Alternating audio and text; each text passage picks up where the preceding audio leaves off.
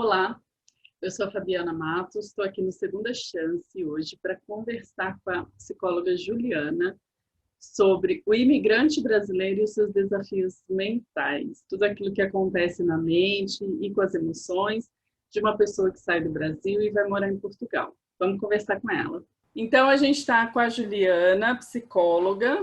Vamos conversar um pouquinho aí sobre esse tema da imigração, né? Como é que fica o imigrante brasileiro em Portugal, os desafios que ele tem. E eu queria começar esse bate-papo, Juliana, com você se apresentando, falando um pouquinho do seu trabalho. Olá, Fabiana, boa tarde. Obrigada por esse convite. O meu nome é Juliana Meira, eu sou psicóloga clínica, eu vivo em Portugal há 20 anos, sou brasileira, de Minas Gerais, sou imigrante, não é? Hoje trabalho na área da saúde mental, tenho acompanhado ao longo dos anos de profissão muitos brasileiros também que vivem aqui em Portugal. A saúde mental é um tema extremamente importante para todas as pessoas, para nós imigrantes ainda tem um peso maior estar atento e falar sobre esse tema, não é? Pelo facto de o estar longe da nossa terra, da nossa zona de conforto, das nossas raízes, ter um impacto também na nossa saúde mental. E é exatamente por isso que a gente está aqui, né? Para falar mesmo sobre a importância da saúde mental nesse processo da imigração. Porque o que eu vejo, Juliana, acompanho muitas pessoas, e assim, você vê que a pessoa preocupa de preparar tudo, menos, né, a condição mental dela para enfrentar toda essa mudança. Ela não está indo ali para um outro lugarzinho aqui perto, né? Muda de país, ela muda de cultura, ela muda de, sabe, de rede de apoio, ela perde um pouco, né, daquele, os amigos vão ficando e aí lá ela tem que criar uma nova condição. Então, assim, é muita coisa que mexe na vida mesmo, né, do imigrante. Você sabe disso melhor do que ninguém, visto que você já está aí há tanto tempo. E tá até com sotaque, tá super bonitinho seu sotaque também. Eu queria que você começasse falando um pouco sobre o que leva mais os brasileiros a buscarem a terapia. Você que trabalha com isso, que atende, né? O que faz com que os brasileiros busquem a terapia aí? Hoje em dia, e ainda bem, cada vez mais está a ser desmistificado o tema saúde mental. Isso faz com que mais pessoas procurem essa ajuda tão importante, não é? E os imigrantes também comecem a valorizar essa parte e a procurar ajuda. E o que normalmente é o pedido inicial? O que está por trás desse pedido? É a ansiedade, é a tristeza, a solidão, a perturbação do sono. São vários medos que vão aparecendo à medida que a pessoa vai ficando mais carente ou mais frágil também. Muitas vezes está uma dificuldade na gestão das relações. Outra questão também são os problemas econômicos. Gerir todas essas áreas da vida não é fácil, não é? E como a Fabiana já disse, estamos a falar de pessoas que decidiram mudar de vida, decidiram deixar o Brasil e vir para Portugal. Todas as mudanças também dá medo, todas as mudanças também pode aumentar o nível da ansiedade, o medo do desconhecido, o que eu vou encontrar, os primeiros desafios, não é? Então, o pedido maior está relacionado com ansiedade e com tristeza e todas essas coisas que eu fui falando. Uhum. E assim, é importante até ressaltar que quando a pessoa começa a sentir, né, tudo isso em relação a essa mudança, né, aquilo que talvez ela nem esperasse que fosse acontecer, que procure rápido um atendimento, porque se ela não procurar, isso pode se agravar também, né? Com certeza. Quanto mais cedo, melhor e evita esse tal agravamento. No fundo, as pessoas quando mudam de país têm a fase da adaptação, não é? Há uma adaptação cultural, há uma adaptação há um choque cultural, como eu dizia, há um ajustamento, há uma integração. E nessa fase, há ali a primeira fase do namoro, né? Da paixão, do encantamento, onde se consegue ver tudo lindo, tudo é maravilhoso. Mas aos poucos, a pessoa começa a experimentar outros sintomas emocionais, não é? Fica mais irritado, mais cansado, passa de viver naquele namoro e passa a ter a realidade da situação, passa a ter que se ajustar, a cumprir horários, e tudo isso mexe emocionalmente com a pessoa, não é? E nós não podemos esquecer que tudo o que eu tenho, todas as minhas fragilidades perante uma pressão, ela vem ao de cima, não é? Estas fragilidades são potencializadas. Nas fases turbulentas, essas fragilidades vêm ao de cima. Então, é importantíssimo estarmos atentos, é importantíssimo investir nesse autoconhecimento, tentar entender o que é que eu realmente estou sentindo, não é? Porque nem sempre as coisas são claras. Às vezes, o sintoma é a falta de concentração, o cansaço excessivo, o não conseguir dormir ou a necessidade de dormir demais. Há sintomas físicos, dor de cabeça, dor de estômago. Então, se não é importante procurar a ajuda médica, se não há uma questão fisiológica, provavelmente pode estar relacionado com questões emocionais, né? Então, Juliana, e assim, quando o brasileiro muda, né? O que mais que pega de surpresa, assim? Que tipo de necessidade emocional esses brasileiros têm quando mudam? Porque às vezes muda achando que vai ser de um jeito e é do outro, né? E aí como é que fica, no caso, emocionalmente falando, a questão desses brasileiros? Uma das grandes dificuldades, Fabiana, é gerir as expectativas.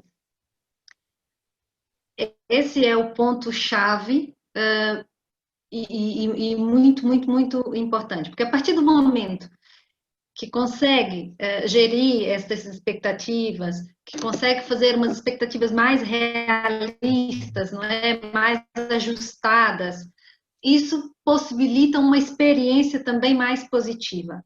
E por que eu estou a dizer isso? Para uma coisa, há toda uma parte prática, toda uma parte burocrática que tem que ser tratada, não é?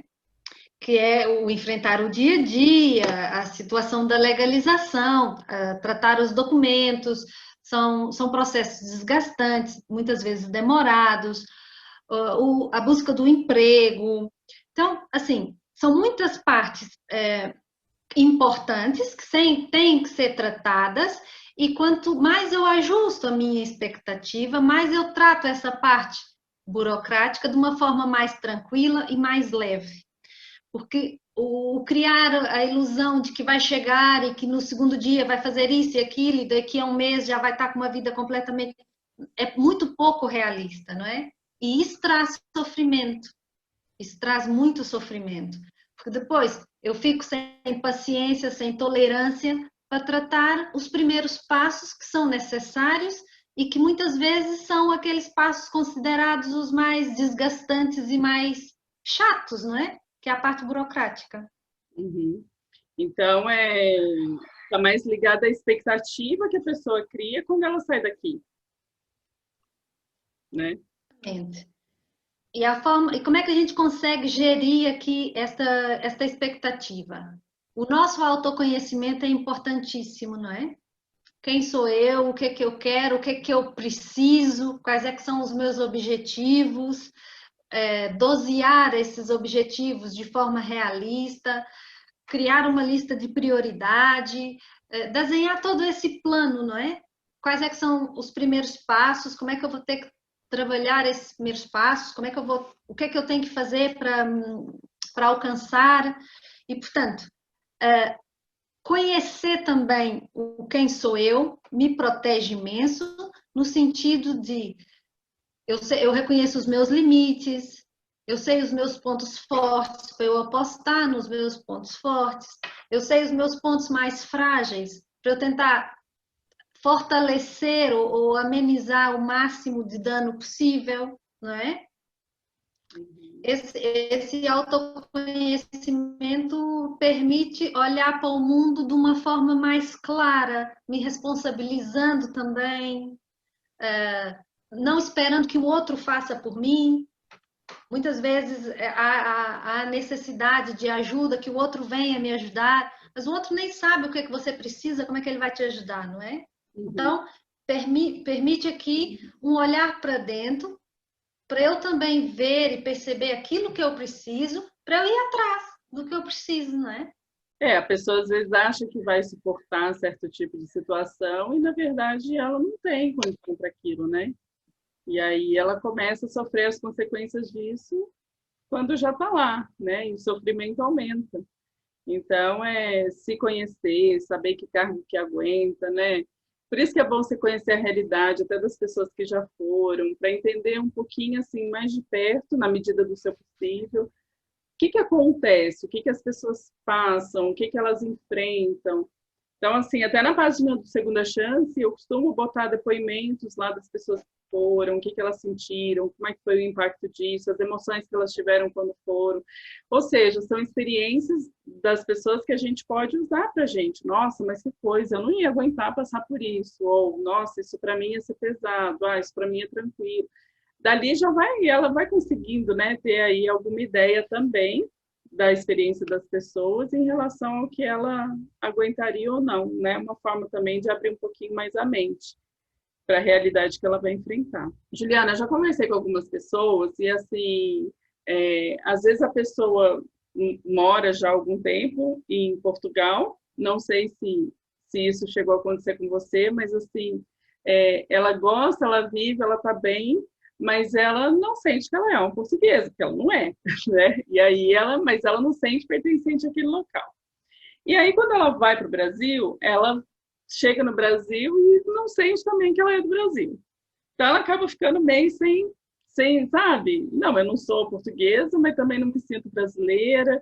Então, como é que fica a cabeça da pessoa que não se sente pertencente ao Portugal, a Portugal, que é o país que ela está vivendo, que ela construiu a vida dela, e também não se sente pertencente ao Brasil, que é o país de origem, apesar dela não morar lá, né? Como é que fica a cabeça da pessoa assim? É um conflito muito grande, não é? Muitos imigrantes, e é muito fácil, muitos imigrantes têm esse conflito, não é? Que é, eu gosto de Portugal, mas eu gosto do Brasil. Aí passam os anos, eu vou dar o meu exemplo aqui. Eu estou em Portugal há 20 anos. Eu vivi no Brasil 16 anos. Ou seja, hoje eu vivo mais em Portugal do que o que eu vivi no Brasil. Mas nós temos que ter em mente uma coisa muito simples. Eu não sou portuguesa, eu sou uma brasileira que vive em Portugal há muitos anos.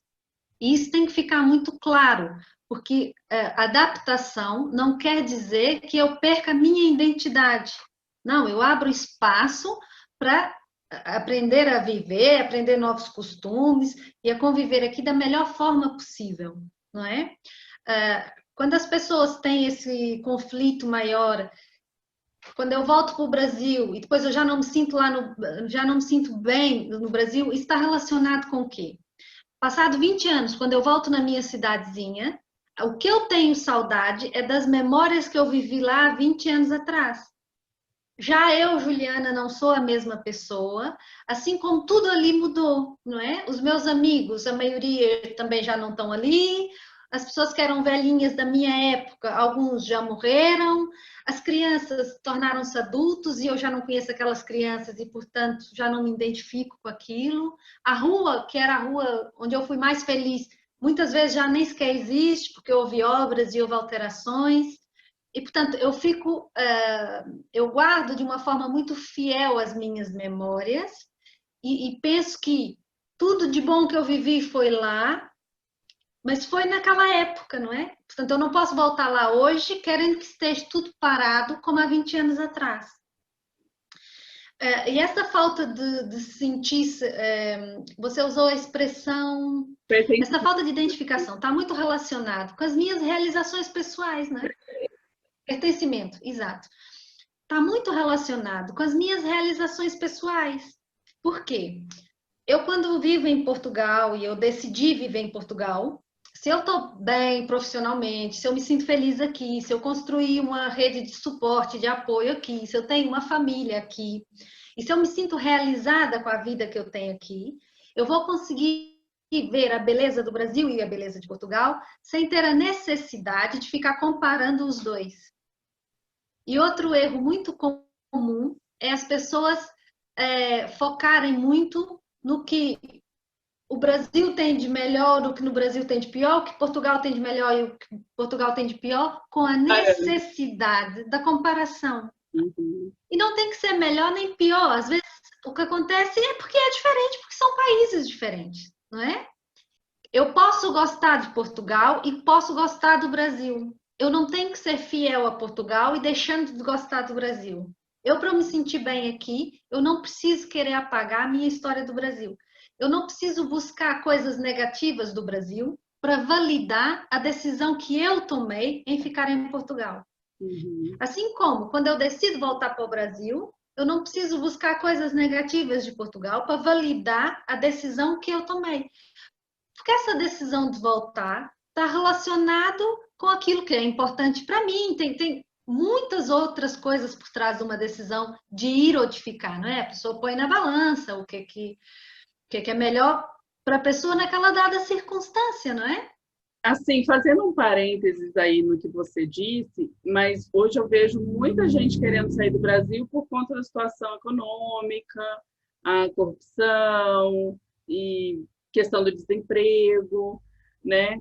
Isso acaba também fortalecendo essa comparação, né? Nós temos que entender uma coisa: entre o branco e o preto há muitas tonalidades, não é? Não há bom e mal. Há coisas maravilhosas no Brasil e há coisas maravilhosas em Portugal. Há desafios aqui em Portugal e há desafios no Brasil.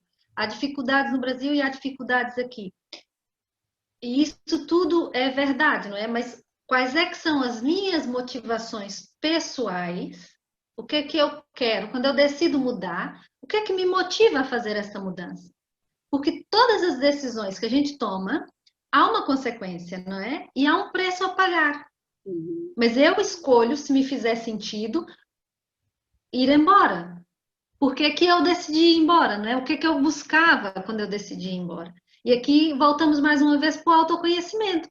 Porque se eu não sei o que é que eu quero, então eu vou estar infeliz em Portugal, vou estar infeliz no Brasil, e pelo contrário, né? Como eu estou buscando coisas, eu não me sinto bem, eu não estou feliz, eu não estou realizada, então eu fico buscando coisas externas para validar isso. Então, onde é que fica o meu foco? Nas coisas negativas de Portugal, nas coisas negativas do Brasil, não é? Porque quando eu consigo encontrar esse equilíbrio, eu consigo ver a realidade, sem floreados, sem exageros, a realidade, né? A beleza de um país e a beleza do outro país. O que eu ganho em estar aqui, o que eu ganho em estar no Brasil, e no meio disso tudo, o que é que faz sentido para mim, Juliana? E é onde eu, Juliana, me sinto mais confortável, não é? Está muito mais ligado, então, a você, né, a pessoa, do que a todo o problema que você cria, ou que você determina, ou que você passa, externo a você e que te faz tomar essas decisões. Né? Na verdade, vai muito além disso. E a pessoa não consegue enxergar. E aí dá problema. Aí é que o bicho pega. Fica confuso, né? As coisas não ficam claras e facilmente a gente se engana, facilmente a gente faz associações erradas, né? É importante eu ter a minha orientação, pelo menos um plano daquilo que me faz sentido, para que nesse plano, se algum passo correr menos bem, eu saber, ok, então é nesta área onde eu devo investir melhor, onde eu tenho que melhorar os esforços, o que é que eu tenho que fazer, não é? Porque senão tudo é mal. Não, não é que tudo é mal. Ou então eu sou uma vítima, não é? Eu fui para um outro país, as pessoas daquele país eram horríveis, fui maltratado. E qual é a sua responsabilidade nesse ponto? E nós temos que ter e nós temos essa responsabilidade, não é? O que é que eu tenho feito? Por que que eu me permiti passar por determinadas situações?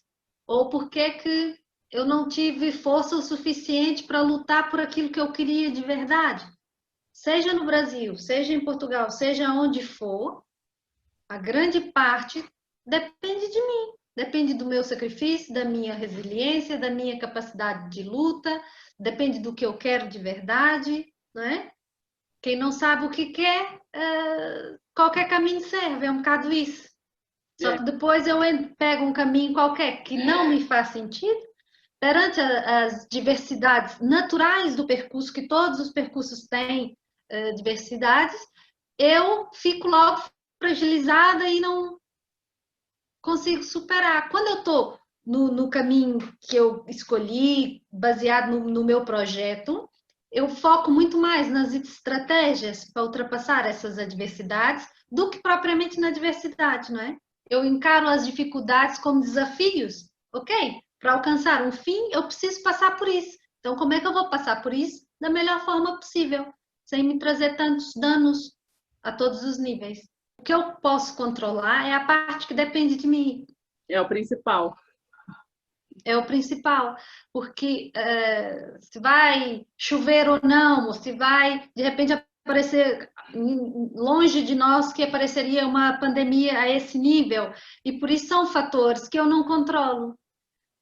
Mas se eu tiver arrumadinho na minha cabeça o que é a minha responsabilidade, eu também vou assumir isso de outra forma, não é? Vou ter uma postura que é, mais uma vez, focando naquilo que eu posso fazer, no melhor que eu consigo fazer, no melhor que eu sei fazer, e entrego aquilo que não depende só de mim. O que você faz com o que acontece com você, né? É a gente que tem que ter esse controle de resolver e fazer bem feito o que pode ser feito com aquilo que acontece. Exatamente. Bom, agora a gente vai falar um pouquinho sobre saudade, que é uma coisa que muita gente passa, muita gente sofre com isso, e eu queria precisava falar um pouquinho sobre saudade, né? Não é só aquela questão do carinho, né? Mas é o sentir falta, assim, óbvio, de quem a gente gosta, que não está perto ali direto, mas também a proteção que a gente tem, a rede de apoio que a gente tem. Então, você sente falta de vários sentidos, né? Como que faz para lidar com isso? Lembra que eu disse que o início, quando a pessoa chega num país diferente, não é? Há o namoro. Então, tudo é novo, tudo é lindo. Com o passar do tempo, começa a vir a rotina, não é? Começa as coisas a entrar aqui numa nova normalidade. E com isso, o que é que acontece? Eu começo a sentir falta daquilo que eu tinha. Eu começo a sentir falta da minha zona de conforto. Coisas simples, como saudade de uma comida do Brasil, saudade. Desde isso a coisas mais complexas, como saudade da família, dos amigos, dos lugares onde eu cresci, isso. Mas há aqui um ponto que é, a saudade pode nos enganar. Se não tiver claro, e se não for, lá tá, que mais uma vez o autoconhecimento é sempre muito presente. Se não tiver claro o que eu estou sentindo, pode ficar tudo muito confuso, não é? Porque esta saudade pode ser apenas uma fantasia de uma dor, de um desespero que eu estou sentindo, uma angústia, ou até a sensação de arrependimento. Todo imigrante, há um determinado momento que pensa, o que é que eu vim fazer aqui? O que é que eu, né? Por que é que eu vim? E, portanto, quando nós estamos na parte difícil, o que é que a gente, o que é que diretamente as nossas memórias vão buscar? Onde a gente foi feliz, onde estava bom, onde era a zona de conforto, onde eu me sentia segura, não é? Eu estou encarando um novo mundo, estou encarando novas pessoas, um novo trabalho, é tudo novo. E há uma insegurança. E, portanto, nós temos que prestar atenção para entender bem que esta saudade, esta fuga para o passado, é por alguma coisa que no presente eu não estou conseguindo saber lidar bem, e depois há de facto a saudade, não é? E como é que a gente ameniza a saudade, que faz parte do processo do ser humano também. Hoje em dia, com as novas tecnologias, é maravilhoso, porque a qualquer momento a gente pode ligar, pode mandar mensagem, falamos o tempo todo. Pensar que há 20 anos atrás, quando eu cheguei em Portugal, o acesso não era assim tão livre, não era tão fácil, as ligações para o Brasil eram caríssimas, e portanto também não se podia ligar tantas vezes. Tinha todo esse peso, né? Não se podia ligar tantas vezes.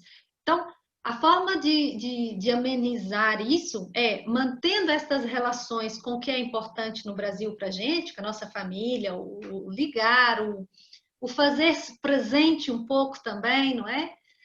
Saber que do outro lado as pessoas também estão a continuar a vida delas, isso tudo nos ajuda imenso. Por outro lado, e a Fabiana até já comentou aqui, é procurar uma rede de apoio, né? Nós brasileiros somos muitos e estamos em vários lugares, em todos os lugares do mundo quase, e portanto, esta relação e essa proximidade com algo que nos é familiar ajuda muito, não é? A troca de informação, a troca de experiência, grupos brasileiros que há imensos, que dão suporte e apoio, isso é muito importante. Falar do que a gente sente, não é? Porque e é super, super terapêutico esses grupos, por quê? Porque o que eu sinto possivelmente é algo que o outro também sente, então eu não estou sozinha nisso, não é? Eu não estou a viver esse sentimento angustiante, por vezes que eu penso que é desesperador e eu devo ser a única pessoa no mundo que estou a sentir isso e que não vou aguentar. Quando você começa a partilhar, você percebe que não, que há outras pessoas que partilham as mesmas dores e as mesmas coisas. Por outro lado, permitir e encaixar nesta nova vida coisas que te dê alegria, não é? Um hobby, coisas que te incentive, aprender coisas novas. É muito importante a gente voltar a criar uma zona de conforto ou uma zona onde eu me sinta segura novamente. Só que com a realidade que eu tenho hoje, com aquilo que eu tenho hoje, não é? Se ao mesmo tempo é importante eu participar de grupos de brasileiros e aproximar mais do que é daquilo que para mim é familiar, por outro lado, o me permitir entrar na outra cultura, ter amigos, conhecer outras pessoas, sair para jantar e conhecer a culinária do outro país, para eu ir integrando tudo, não é? Agregando. Se eu fico só na comunidade brasileira, eu corro o risco de também não me adaptar e não conhecer a cultura portuguesa. E, portanto, é esta dança entre o que me é familiar e o novo. É encontrar esse ponto de equilíbrio, não é? Para que fique memórias positivas, para que fique experiências positivas e eu vá criando aqui novos registros e registros positivos. E é legal porque, assim, você se abrir também para a cultura te faz se sentir mais à vontade no ambiente, né? É um ambiente novo, mas se você tem amizades com os portugueses, se você se abriu para a gastronomia, se você participa das festas, dos eventos, né? Cursos, sei lá, igreja, enfim, né, ali no meio deles, você se sente mais em casa, você se sente mais à vontade. Isso tudo ajuda bastante, né, também na questão de você conseguir ficar distante lá das pessoas e do seu ambiente, né, no Brasil também. Na verdade, quebra barreiras, não é? O que é novo causa estranheza. Então, como é que eu quebro essa estranheza? É passando a conhecer. Eu tenho que criar, quer emocionalmente, quer fisicamente, um ambiente que para mim seja seguro. Então eu tenho que me permitir isso também. Mais uma vez, olha aqui a minha responsabilidade, não é? Porque se eu me tranco e me fecho em 7 chaves, o outro não sabe que existe uma Juliana, Não sabe que existe uma Juliana imigrante que quer fazer a amizade. Não sabe. Então, eu tenho que me disponibilizar também. Sim. É muito importante. E deve ser muito triste vendo, porque eu já vi uns depoimentos assim de gente que fala super mal de Portugal, também não vem embora, né? E a pessoa, quando alguém se vê nos grupos assim, a pessoa às vezes fala, ai, queria saber como é que é Portugal, tô pensando em ir para Portugal.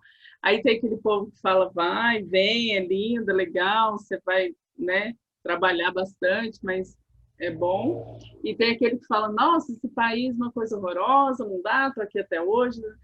A pessoa não vê, mas também você vê que ela deve viver assim numa condição emocional muito difícil por estar sentindo tudo aquilo e continuar vivendo no país, né? Deve ser bem complicado, assim. Ela não, você vê que ela não se abriu, ela não vê ali uma maneira de ser feliz. Não encontrou essa maneira de viver bem, né? Mas também não vai embora. Mas também não vai embora, e se for embora também vai falar mal do Brasil e vai dizer que bom era Portugal, não é? Porque muito, independente do país, eu vivo comigo, não é? Eu vivo com os macaquinhos que estão aqui dentro, eu vivo com as minhas inseguranças, com os meus medos, até que ponto eu estou disponível para melhorar enquanto pessoa, enquanto profissional, até que ponto eu invisto em mim, e isso está muito relacionado com o que eu sinto e com a minha realização pessoal, não é? Depois, é claro que o meio tem influência, e sim, mas uma pessoa que tem essa postura mais responsável, positiva, essa pessoa também se ajusta, essa pessoa também está disponível, não é? Tem esta flexibilidade e, portanto, não é tão rígido no sentido de tudo é mal, não venham, que isso aqui é horrível. Não. Quando as pessoas pedem, e nos grupos isso acontece muito, a gente pode ou não, se quer ou não, partilhar o que foi a minha experiência, mas a minha experiência está relacionada com as minhas características pessoais, com os meus valores enquanto pessoa, e portanto há toda uma carga que é individual, não é? Pois é, aí é que tá, que as pessoas têm que entender que o negócio. Não há de todo nada disso. Há algo que é bom para mim e foi o que eu fiz. Eu usei essas estratégias que pode servir para você ou não, mas não é determinante, não é? Eu não posso pegar o projeto da Fabiana e seguir passo a passo, passo a passo. Não me garante sucesso, porque a Fabiana tem características muito da Fabiana, características pessoais. O que é horrível para a Fabiana, para mim é mais tolerável. E o contrário também, não é? O que a Fabiana está disponível, o preço que está disponível a pagar é muito pessoal. Pessoas muito negativas têm uma tendência a responsabilizar o externo também, não é, Tem. Fabiana? Uhum. Tem uma grande capacidade de tirar a responsabilidade e pôr no outro. Não correu bem por isso, todos os patrões que eu tive foram maus, todas as pessoas que cruzaram o meu caminho. E quando nós perguntamos, ok, mas há aí um ponto comum que é você, não é? Então todas as pessoas são más e você é a única pessoa boa nisso tudo. O que é que você poderia ter feito diferente também? Vamos pensar lá um bocadinho aí, não é? O que é É, que você isso quando poderia ter fala que não dado mais, tem né? sorte, né? Porque pegou só gente que maltrata porque a pessoa não tem sorte. Aí vem mais a culpa em mais um fator externo, né? No azar, na sorte. É, Exatamente. E normalmente a sorte dá muito trabalho, não é? Para se ter sorte é preciso persistência, é preciso resiliência, e portanto há todo um conjunto de fatores que contribuem para a sorte. pois Mas é. nem tudo é sorte, não é? E Juliana, tem gente que aqui já enfrenta aí alguns transtornos, né? Como ansiedade, depressão, síndrome do pânico. Enfim, as pessoas que já passam por isso, elas têm que ter um preparo diferente para fazer uma imigração, porque hoje em dia é muita gente, né? Muita gente sofre com tudo isso, mas a pessoa tem, óbvio, os objetivos dela e quer também mudar. Às vezes a mudança até contribui um pouco para a melhora disso, dependendo do que está causando, mas assim, o preparo dessas pessoas para poder mudar, ele tem que ser um pouco diferente de uma pessoa que não passa por isso? nós temos que ter muita atenção àquilo que sou eu no contexto geral, né? Aquilo que sou eu, aquilo que são as minhas fragilidades. E é claro que se eu já tenho uma depressão, ou se eu já venho de um quadro depressivo, eu tenho que ter atenção, por quê? Porque os desafios que eu vou encarar podem ser, o nível de dificuldade pode ser potencializado se eu estiver mais frágil. Ou seja, é preciso ter atenção, não é? Há uma ansiedade, um nível de ansiedade que faz parte da mudança, que faz parte do que é o novo, que é considerado até o limite, ali um limite saudável, e depois há um nível da ansiedade que já é bloqueadora, não é? Que já não me permite avançar, que me traz prejuízos, e portanto, se eu vou deixar a minha família e vou começar uma vida nova e vou viver sozinha num país diferente, eu tenho que contar com isso, né? Tenho que contar atenção, porque vai aumentar meu nível de solidão. Eu tenho que olhar para todas essas outras variáveis também. É uma forma que eu tenho de me proteger, não é? Todas as pessoas já vivenciaram momentos de mais ansiedade, momentos, não um quadro depressivo, mas momentos mais depressivos. Agora, com toda essa mudança, isso tudo, mais uma vez, pode ser potenciado, né? Então, é preciso ter uma atençãozinha aí especial, né? Se Com preparar certeza. psicologicamente ainda um pouco mais, até porque as pessoas que passam por isso costumam ter, às vezes, algumas crises, então é importante ela saber até como que ela vai lidar com essa crise de acordo com a nova realidade que ela vai estar vivendo, né? Como é que ela vai lidar? É importante ela saber também como é que ela vai nutrir, não é? O autocuidado é importantíssimo. Como é que ela se vai nutrir? Porque depois há todo um resto, toda uma situação à volta que eu vou ter que saber lidar, não é? Com mais ou menos pressão. Aproveitando esse contexto já, aí a pessoa está enfrentando, né, uma depressão, alguns desses transtornos já em Portugal. Eu queria que você falasse um pouquinho sobre a importância de se tratar. A gente deu uma pincelada no começo da nossa conversa, mas assim, a importância dela se tratar e a melhor maneira dela buscar o tratamento aí. O primeiro passo sempre é pedir ajuda, não é? Nós não temos que sofrer sozinhos. E esse é o primeiro passo, o grande passo, e o passo de muita coragem, às vezes, ainda por cima tratando do assunto de saúde mental, que ainda há tanto estigma. Portanto, é preciso pedir ajuda, é preciso quebrar a barreira da vergonha e pedir ajuda. E como é que nós podemos pedir essa ajuda, não é? Há grupos, há postos de saúde, há hospital, a igreja. Eu tenho uma paciente que ela falou com a pastora, ela é evangélica, e falou com a pastora dela que estava a passar uma situação desse gênero de depressivo muito grave, e a pastora disse, olha, a igreja está aberta, estamos aqui para te apoiar, mas talvez você precise de um apoio mais de um profissional mesmo da área. E, portanto, não ter vergonha de falar, não é? Porque eu posso não saber o lugar certo, mas outra pessoa vai me ajudar e vai me encaminhar para aquilo que são as respostas existentes aqui em Portugal. A linha de saúde que a pessoa pode ligar também. Portanto, há todo um conjunto de sistema de saúde onde a pessoa pode pedir ajuda e pode pedir próximo, né? A amigos, a familiares, a conhecidos. O importante é a pessoa entender, né, o que está passando com ela, porque tem muita gente também que às vezes pensa assim, não sei, tem algum sintoma, né, relacionado a uma ansiedade, dá lá uma palpitação, tristeza direto, muito tempo chorando. Então, assim, ela já sabe que tem alguma coisa errada com ela, porque a gente sabe, né? A gente sabe quando alguma coisa foge daquele nosso comportamento normal. Então, assim, cuidado, porque muita gente fala, isso aqui passa.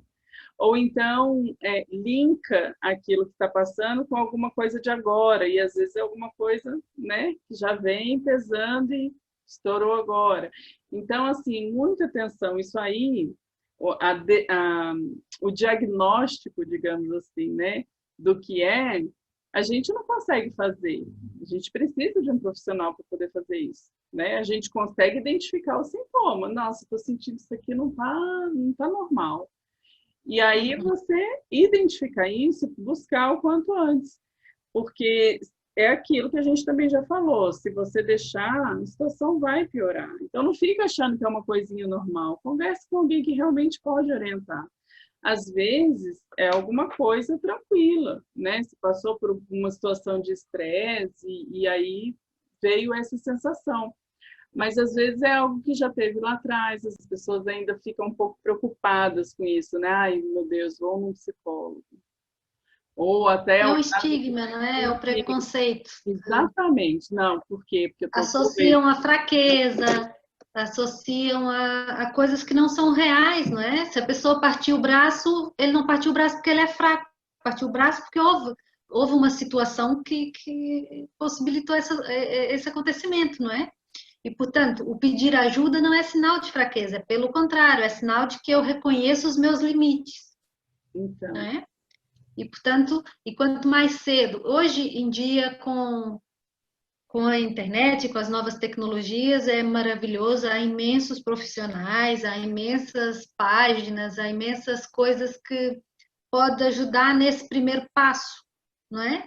De colocar uma questão, de pedir ali esta primeira ajuda e que depois vai ser encaminhado ou vão tentar pensar juntos uma solução. Outra coisa que também podemos ter em atenção é o cuidar, sim, óbvio, claro, mas também a prevenção, não é? E como é que a gente previne estas situações? E aqui é um papel importantíssimo, eu cuidar de mim. Muitas vezes eu tô me obrigando a estar numa situação que é desconfortável. Você disse, a gente sente, nós sentimos que algo não está bem. uhum, E, portanto, eu tenho que reconhecer o meu limite e me vigiar e cuidar de mim e me permitir viver bons momentos e me permitir ter uma alimentação saudável, me permitir fazer exercício físico, todas essas coisas que nós já ouvimos milhões de vezes e que parece que são insignificantes, mas que na prática são importantíssimas, não é? Manter uma vida o mais saudável possível, terem atenção ao meu comportamento, se com aqueles sintomas, né? Se de repente eu deixei de dormir, por que eu deixei de dormir? Qual é a angústia que está por trás disso? Ou se eu só tenho vontade de ficar na cama, o que está me tirando a minha energia? Essa primeira triagem nós conseguimos fazer, não é? uhum. E aí identificando, né, o que está acontecendo ou não, porque também às vezes a pessoa não consegue, ela vê que tem alguma coisa errada, mas ela não consegue assim, nossa, mas por que será, né? Não sei por que eu estou sentindo isso. Daí também acontece. O importante é assim, não pode deixar para lá. Você precisa fazer alguma coisa, porque a tendência é piorar. É piorar. Exatamente. É estar atento, não é? É estar atento de modo geral. Não é normal, é normal que a gente tenha momentos de tristeza, é normal que a gente tenha momentos de maior fragilidade, mas se isso passa a ser o meu normal passa a ser só triste, atenção, não é? Se Uhum. eu começo a perder aqui a vitalidade, se eu começo a perder a alegria, se eu começo a perder a esperança, é porque tem algo mais grave por trás, não é? É porque tem algo que é preciso ser olhado, é uma dor que precisa ser olhada e precisa ser tratada, como todas as outras dores e como todas as outras doenças. A saúde mental e a doença mental não é diferente, precisa de ser tratada. E a maior parte dos problemas são tratáveis, não é? E há uma solução. com um profissional qualificado, encontra-se uma solução. Agora, se não é trabalhado, não é tratado, ganha uma dimensão gigante, não é? Aí a consequência é grave. E aí vai afetar o seu físico e tudo mais, né? Exatamente. A gente não pode esquecer que tem pessoas que tiram a própria vida porque chegam num extremo muito absurdo, né? Isso é um outro assunto, mas assim, acontece e todo mundo já ouviu algum caso em algum lugar, que seja na televisão, falando sobre isso. Então, porque é grave, é sério, não é uma coisinha à toa, não é um negocinho, daqui a pouco passa. Não. É como qualquer outra coisa que você falou. Você quebrou um braço, você não vai ficar lá em casa sentindo dor e falar, daqui a pouco passa. Você vai no ortopedista, você vai engessar, você vai tomar providência, tomar remédio, né? Então, da mesma forma que é a mente da gente. Não é um mimimi, não é frescura, não é um mimimi, não é frescura, não é falta de fé, não é falta... Não, é uma doença e tem que ser olhada como tal. Tem que ser tratada e tem que ser cuidada para a pessoa conseguir ter uma vida normal e equilibrada, não é? Tem gente que elabora aí o objetivo da mudança, né? Vai para Portugal com o objetivo, e às vezes não consegue concretizar, alcançar. Eu conheço alguns casos de pessoas que foram, por exemplo, já teve gente que foi achando que tinha oferta de trabalho no Brasil e achava que chegava lá e ia... Não, chega lá, eu trabalho com isso, porque eu sou bom aqui nisso que eu faço, já trabalho com isso há anos e vou para lá e vou arrumar um trabalho nessa área.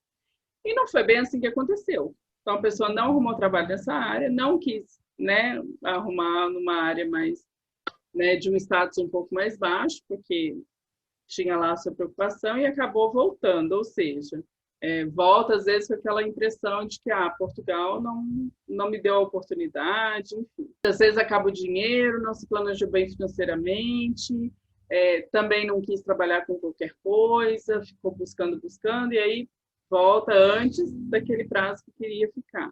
Essas pessoas que acabam colidindo, digamos assim, né, com a realidade mesmo, que não era a realidade que ela visualizou antes de ir, o que pode ser feito para que as pessoas possam ir e conseguir atingir os objetivos delas de forma mais efetiva e não voltando frustradas? Aqui, mais uma vez, está relacionado com o nível de expectativa que a pessoa tem. Por um lado, se as expectativas são um pouco realistas ou se não. Está relacionado com a capacidade de ajuste e da resiliência e da capacidade de adaptação, da flexibilidade que a pessoa tem, da capacidade de ir ultrapassando os desafios, focar nos pontos mais positivos que aquilo tem, ver os desafios não como um problema, mas como uma oportunidade de crescimento, está aberto a viver novas experiências, não é? Quem não tem esta capacidade vai ter grandes problemas. A pessoa pode arranjar um trabalho na área dele, mas pode não arranjar, não é? E, portanto, se eu não estou disponível para fazer esses ajustes, que vai sendo necessário numa determinada fase, é assim, depois pode melhorar e pode ir crescendo e alcançando o que ele quer. Quem quer tudo de uma vez, quem tem um baixo nível de frustração acaba por sofrer muito mais, não é? Porque há um mundo idealizado, há um Portugal idealizado, há um Brasil idealizado que não corresponde à realidade. E, portanto, aqui é interessante, é ser otimista, mas ser realista. O ser otimista aqui não é um sonho cor-de-rosa, é ser otimista realista, que é o que é que eu aprendo nesta situação? O que é que essa situação quer? Qual é a oportunidade de crescimento aqui? O que é que eu posso aprender com isso que a vida está me dando nesse momento? Não é? É esse olhar como oportunidade, é um olhar de todas as situações, por mais difíceis que elas sejam, tem um ponto positivo. A gente leva, de todas as situações que a gente vive, a gente leva algo de bom. Em último caso, levamos a aprendizagem, Em último caso, eu consigo entender aquilo que eu não quero para minha vida, que também é muito importante, não é? Eu Uhum. não saber o que, melhor, eu saber o que eu não quero é meio caminho andado para eu me alinhar para chegar onde eu quero. E, portanto, mais uma vez, faz-me sentido falar isso, que é essa dança, não é? Entre o que eu quero e o que eu sonho, entre o que é possível, entre o que é real, entre o que é possível hoje e amanhã pode haver outra alteração, entre esse construir degrau a degrau, não é? Que é importante também. Ninguém chega ao topo sem passar por as etapas que são necessárias. Por exemplo, se essas pessoas, por exemplo, que não quer trabalhar com qualquer coisa, né, quer manter o trabalho que tem aqui e conseguir lá, se abrissem um pouquinho mais a mente, de trabalhar com outra coisa para trabalhar, que é o dinheiro essencial, importante, precisa, e depois se organizar para poder crescer, atingir aquele objetivo, né? Então, você vê que a pessoa que volta porque não conseguiu trabalho e fala que não conseguiu trabalho, né? Não é assim, não consegui trabalhar com aquilo que eu queria, não consegui trabalho lá não tem trabalho. Então, assim, na verdade, ela precisa trabalhar um pouco a mente dela, né? Abrir espaço para ela ver outras opções. Olha o quão limitada fica a pessoa que não, né, não abre esse leque de opções, não aprende, não recebe esses nãos como uma condição de melhorar, né, de ser mais, de expandir, de experienciar coisas diferentes, né? Talvez se esses tivessem aberto um pouquinho a mente e conseguido assim, não, então eu vou pegar um outro serviço que aparecer, podia estar, às vezes, estar em Portugal até hoje, trabalhando e até já ter conseguido chegar onde queria, né? Então, falta mesmo, assim, aquela questão, né? Falta a pessoa se dispor também, né? A mais um novo, né? Já se abriu ao novo de mudar de país, né? Chega lá, se abre mais um Isso. pouquinho, né? Mas muitas vezes eu tenho o desejo do novo, mas eu não quero abrir mão do velho. E então há conflito. Mais uma vez entramos aqui em conflitos, não é? Que é, eu venho do Brasil, mas eu quero viver em Portugal como se eu estivesse no Brasil, com tudo que eu tinha no Brasil. E isso não é possível, ter o bom dos dois mundos, não é? O que é possível é eu usar toda a minha experiência do Brasil para potencializar a minha vivência aqui, não é? E, portanto, viver nos dois mundos não dá. E, portanto, é preciso olhar com um olhar claro, com umas novas lentes e estar aberto ao que é novo. E é isso aí o trabalho também de se conhecer também, né? Você vê que você tem condição de experimentar novas possibilidades. E o quanto aquilo vai ser bom e, e vai contribuir para o seu crescimento pessoal também. Juliana, Muitas vezes permite até descobrir habilidades, não é? pois é, Porque quando, quando há necessidade, também usamos a criatividade, usamos muitas outras coisas que podem estar adormecidas. Então, descobrimos imensas habilidades. para a gente finalizar, eu queria que você desse uma dica, né, para os brasileiros que estão se preparando para ir para Portugal, tá? Pessoa quer fazer uma mudança mais segura, tranquila, feliz. Tem alguma dica aí que você pode dar para que essa pessoa se prepare bem, né, para chegar lá e dar conta do recado? Tem aqui uma dica, são até várias dicas. É importante a pessoa confiar, não é? Confiar nele próprio, confiar na capacidade dele. É importante confiar no outro. Não tem que ser rival, não tem que ser um rival, não é? As coisas não têm que ser horríveis, as coisas não têm que ser má, são coisas diferentes, não há bom nem mal, há coisas diferentes. Então eu tenho que confiar para me permitir viver essa situação.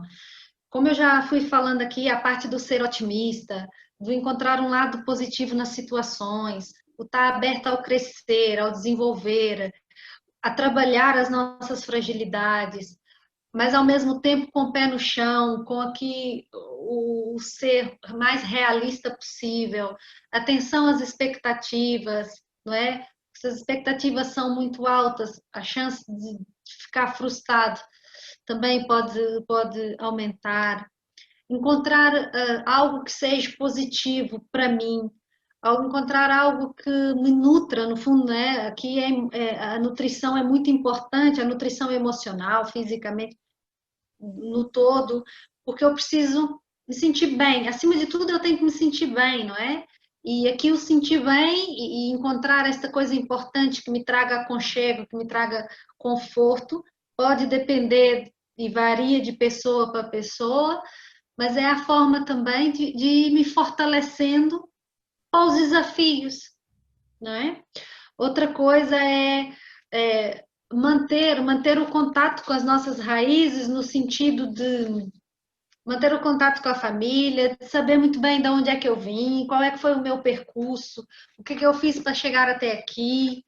Isso dá-me o sentido de orientação, não é viver só presa ao passado, mas é ir ao passado de vez em quando para eu não me afastar daquilo que é a minha essência, não é? Daquilo que são os meus valores, daquilo que de fato é importante para mim, e eu ir me encaixando, me enquadrando, dando oportunidade de conhecer outras culturas, outras realidades. Só temos a ganhar nesse sentido. Cuidar da minha saúde física e emocional, ser altruísta, ajudar outras pessoas também faz tão bem a toda a gente, também ajuda a trabalhar aqui a nossa saúde mental. Todos nós conseguimos contribuir de alguma forma para o bem-estar de outra pessoa. E enquanto eu estou cuidando do outro, também vou cuidando de mim, também vou recebendo. E, portanto, é todo esse conjunto de coisas que pode nos fortalecer no desafio que é ser imigrante, não é? E todos ganham, né? Muito, muito legal, assim, ver, participar e ver a experiência da imigração. E a gente quer, né? A gente deseja que tudo dê certo. Quando a gente vê que a pessoa fala assim, estou indo para Portugal, cheguei, você vê que ali é um sonho que está sendo construído, né? Então, assim, vamos buscar uma forma de fazer isso direito, de fazer isso bem feito, né? O manual da perfeição ninguém tem, cada um é um, mas assim, a gente pode construir possibilidades e trabalhar para que seja o melhor possível. E se alguma coisa falhar, se alguma coisa der errado, tem a Juliana também que pode ajudar, tem outros profissionais que podem contribuir para melhorar, né? O que deu errado, o que a gente precisa fazer para arrumar. Então, é uma questão mesmo da pessoa se dispor, né, a fazer dar certo, se abrir para isso, né? Exatamente. Para isso que nós estamos aqui. E em caso de necessidade é pedir ajuda, não é? Exatamente, né? Não ter vergonha de falar dos sentimentos, né?